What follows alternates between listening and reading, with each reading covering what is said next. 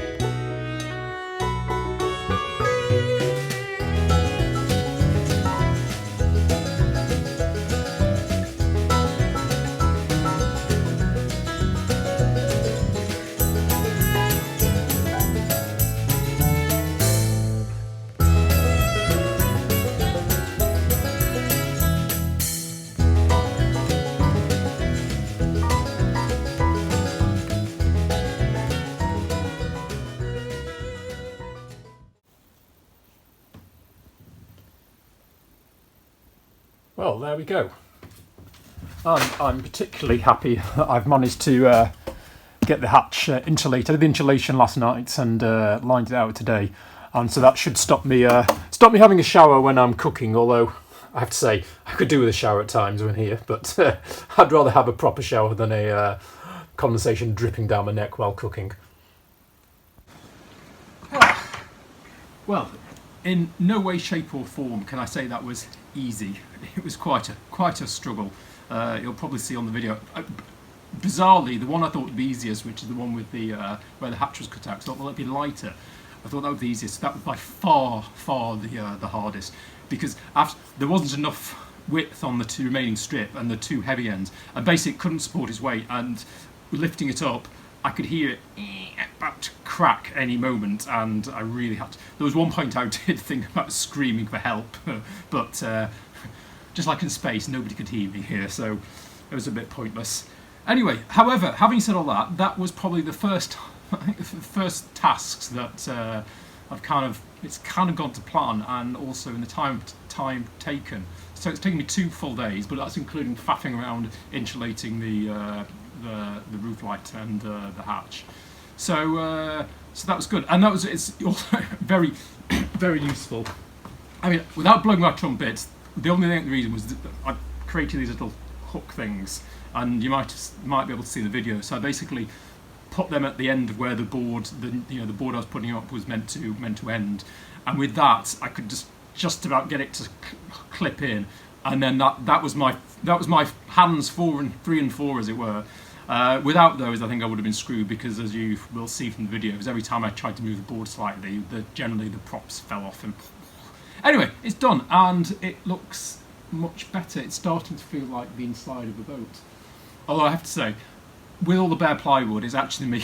The vibe I'm getting at the moment is reminding me of kind of games rooms in pubs that my parents used to take me to when I was young, all sort of bare plywood. I just need a pool table somewhere in the back there, and I'd be fit to regress to my to childhood. Anyway, so I think that's it. Oh, but so very very lucky with the weather as well. It's taken me 2 days. It's not rain. It's been raining, said like biblically, for the past about a week. And yesterday, although there was a bit of a nasty shower which got me by surprise, I had to go and rush and get my tools in. Today's been clear. Thanks to that, I've been able to do the cutting and things outside, which has again made life so much easier, and less mess, of course, to clear up. And the weather forecast was back for us from I think somewhere later in this evening. It's going to be again for the foreseeable future, so that's good. Anyway, so Saturday, so time for some bit of wine before dinner, and then some rest, and then tomorrow is well, it's not a new adventure, but a new topic. No, but I'm basically going to clear out the container, because there's just enough room. I should be able to now that I can then shuffle all the boards around and have some room at the front to set the table store permanently, which will be a great thing. Oh yeah, and finally, yes, the other thing I was able to do, which also made life a lot better, is there was just enough room. As those boards, the last ones, I was able to apply all the wood preservative about a week ago in the container and let it sort of air off, so I didn't have to sleep overnight with the windows open, which was a blessing. Anyways, cheers. Catch you later. Well, it's taken all morning, and eternal gratitude to Chris, next door but one, for helping me move the boards. But I finally managed to turn the work container into a bit more of a workspace again, which will be great. I had to take out half the boards off my inverted commas trolley, and even then me and Chris couldn't shift it, so we had to take about 2/3 in total off, and then Chris helped me put them all back on again, which saved me literally hours. So thanks again, Chris. Well, the next part of the thing is to do the trim, as it were, the narrow slots to cover the final gaps in the roof.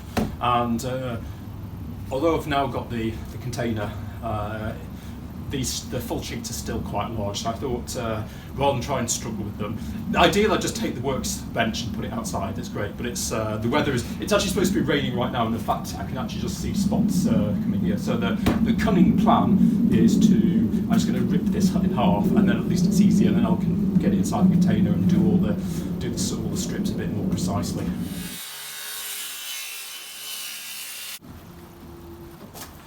I've just noticed on the back of the board that I've written not treated, and I remember I didn't know exactly how many boards I was going to do, so I didn't have a do wood treatment on this, and I'm not going to, although it's just a strip at the side, as I've done everything else, I'm not going to leave this one undone, so I will just give these and although it means they won't have time to really sort of air off before I put them in. I might maybe I'll cut them and leave it till tomorrow. Let's see how I'm feeling. Otherwise, it's not the end of the world. Just tell you with that one board's worth. Oh, that's a bit weird.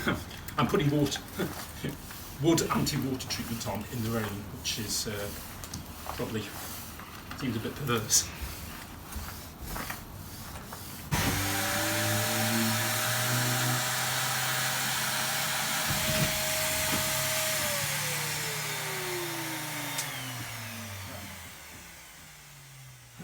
So, a bit of a detour. It's an absolutely miserable day outside and tipping down with rain. And while it's great that I've now got the container to work in, it still is a container, and if you have the door even slightly ajar, the rain just floods in, so I can't really do any work. So a job I've got to do is sand these. Happily, I sanded the overhead ones because I knew that were going to be horrible to try and do. At the time, I didn't do these because I was cutting them inside anyway, so I didn't see much advantage of doing them before I put them up. I mean, yes, it would have been easier per se because it would have been a flat sheet in front of me, but actually there's not so much. I was doing all these cutting inside, so there wasn't that much room. So anyway, so that's that. So yeah, miserable job, miserable day, fits the mood. The only upside is that I'm quite frankly, I'm only going to do the bits that are going to be seen. So the bits behind cupboards and things won't do it. And very happily, by pure coincidence, where all the stuff happens to just by pure coincidence happens to be, is where there's going to be loads of kitchen cupboards, so I don't have to move all that. I can just sand around it. I mean, I'll still paint it, but the quality of the finish doesn't have to be so perfect. I mean, it's not bad at all, but I thought while I'm here, I should just give it a preliminary sanding. So that's that.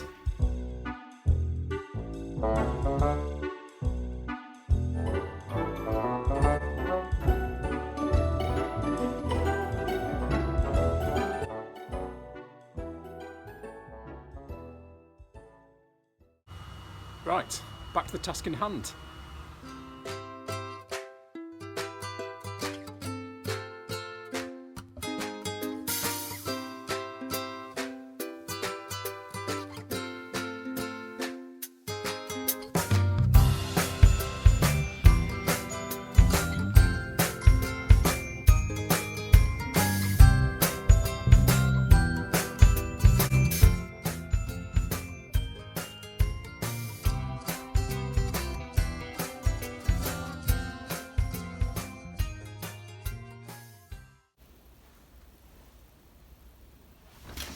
Ta-da!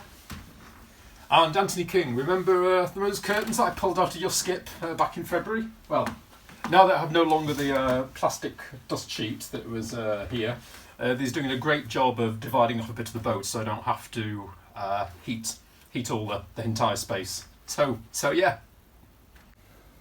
Also, ta-da!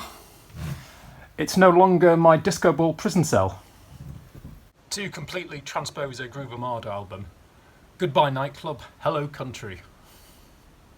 Yeah, and it kind of went okay. So the strips, of course, cover up where the cables are. There's a bit of a gap in there where they run. And it's just screwed in on one side, and it rests on the other. So if I do need to get to the cables, it should be relatively easy to access. So I mean, of course, there will be there'll be trim. But I'm intending to screw everything on so anything can be unscrewed if it has to. Anyway, yeah, so it's getting way past dinner time, but that's just about ready. So I'll maybe treat myself to a quick beer in celebration of finally finishing. I mean, except the trim. Yeah, so I think good time to wrap up the video. So thanks for watching, and catch you next time.